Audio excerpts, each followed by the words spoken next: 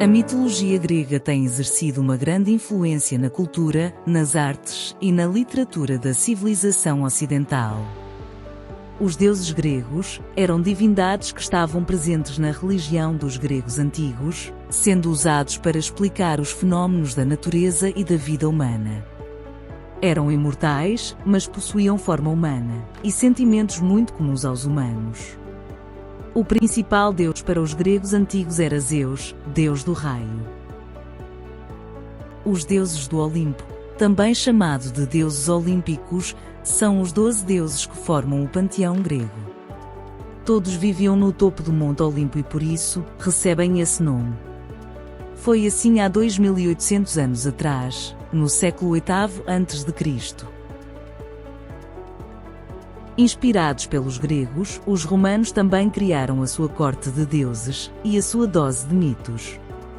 De facto, a mitologia romana tinha muitas semelhanças com a mitologia grega.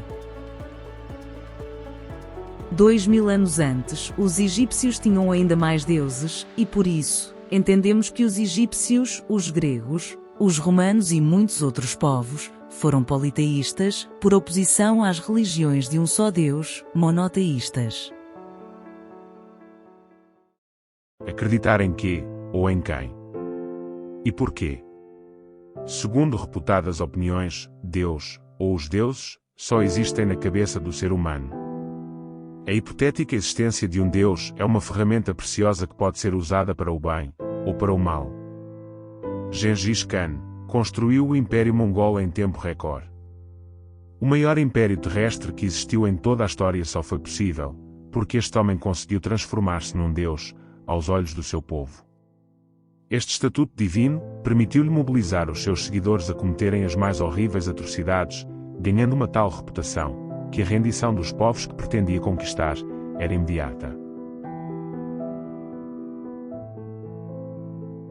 Existem e sempre existiram manifestações de diversas formas, que servem de motivação para o incremento das crenças religiosas, ou até de ideologias diversas, perpetuando assim o legado do passado e a continuidade no futuro. Comunhão de comportamentos, aceitação de regras, submissão a condutas e adoração de ídolos é utilizada por líderes religiosos, políticos, chefes de gangue, empresários e muitos outros, para garantir a prevalência das suas ideias e o concretizar dos seus objetivos.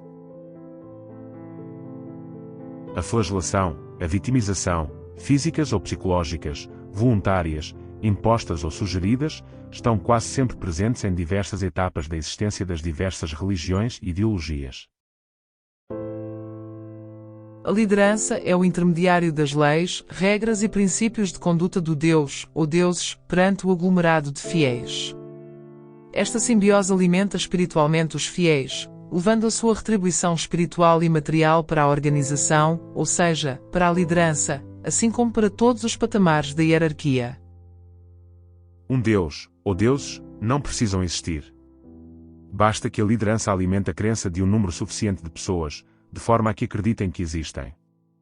Em casos extremos, a liderança declara-se o próprio Deus. Normalmente não acaba bem.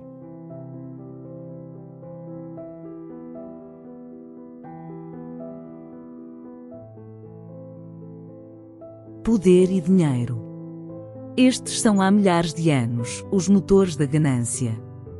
De facto, no contexto dos nossos temas, todos sabem que todas as lideranças são movidas por objetivos, e que quando esses objetivos se aproximam, já está definido o objetivo seguinte, e assim por diante. Este escalar imparável chama-se ganância. A falta de escrúpulo e a ganância realimentam-se, e são diretamente proporcionais ao empenho que se põe em alcançar os objetivos consagrados pelo sistema: dinheiro, fama, poder, mais dinheiro, mais fama, mais poder. O escrúpulo tende a desaparecer porque é o receio do engano, a vacilação, o cuidado, o zelo, a meticulosidade. Todos os cenários atrás descritos podem parecer confusos e desligados. Mas reparem que ao analisarmos contextos, comportamentos e métodos, podemos concluir que os resultados mais pacifistas ou mais violentos, todos têm um traço comum: estratégia de liderança baseada no seguidismo, na adoração e na veneração.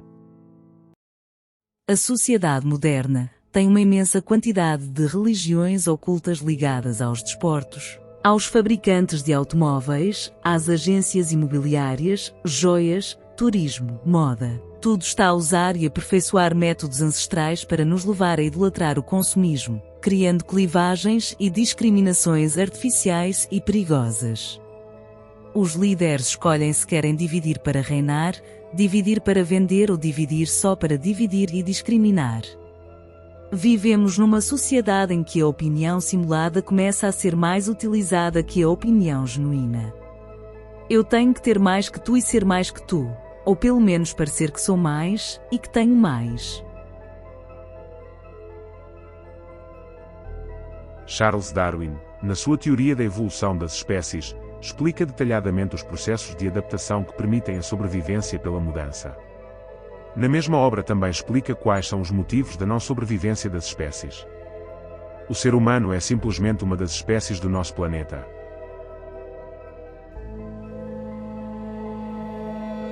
Se Winston Churchill fosse líder hoje, provavelmente diria: Nunca tantos recearam tanto de tão poucos.